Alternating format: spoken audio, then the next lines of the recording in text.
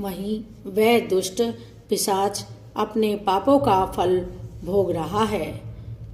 तुम उसके आगे यत्न पूर्वक शिव पुराण की उस दिव्य कथा का प्रवचन करो जो परम पुण्यमयी तथा समस्त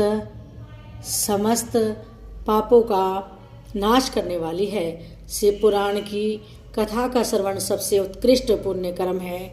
उससे उसका हृदय शीघ्र ही समस्त पापों से शुद्ध हो जाएगा और वे प्रेत योनि का परित्याग कर देगा। उस दुर्गति से मुक्त होने पर बिंदुक नामक पिशाच को मेरी आज्ञा से विमान पर बिठाकर तुम भगवान शिव के समीप ले आओ। सूत जी कहते हैं, सोनक, महेश्वरी उमा के इस प्रकार आदेश देने पर गंधर्वराज तुमरु मन ही मन बड़े प्रसन्न हुए।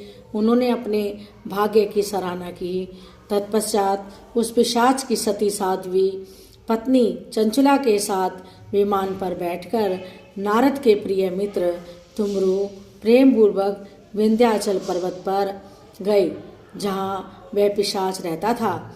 वहाँ उन्होंने उस पिशाच को देखा। उसका शरीर विशाल था, थोड़ी बहुत बड़ी थी। वह कभी हंसता, कभी रोता और कभी उछलता था। उसकी आकृति बड़ी विकराल थी।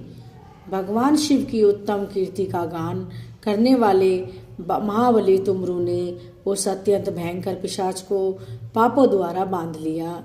तदंतर तुमरु ने शिव पुराण की कथा वाचने का निश्चय करके महोत्सव युक्त स्थान और मंडप आदि की रचना की। इतने में ही संपूर्ण लोकों में बड़े वेग से यह प्रचार हो गया कि देवी पार्वती की आज्ञा से एक पिशाच का उद्धार करने के उद्देश्य से शिव पुराण की उत्तम कथा सुनाने के लिए तुमरु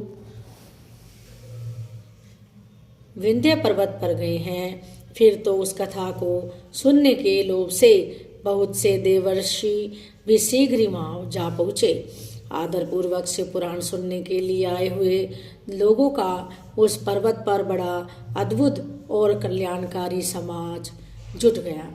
फिर तुमरु ने उस पिशाच को पासों से बांधकर आसन पर बिठाया और हाथ में वीणा लेकर गौरी पति की कथा का गान आरंभ किया। पहली अर्थात विंध्येश्वर संहिता से लेकर 7वीं वायु संहिता तक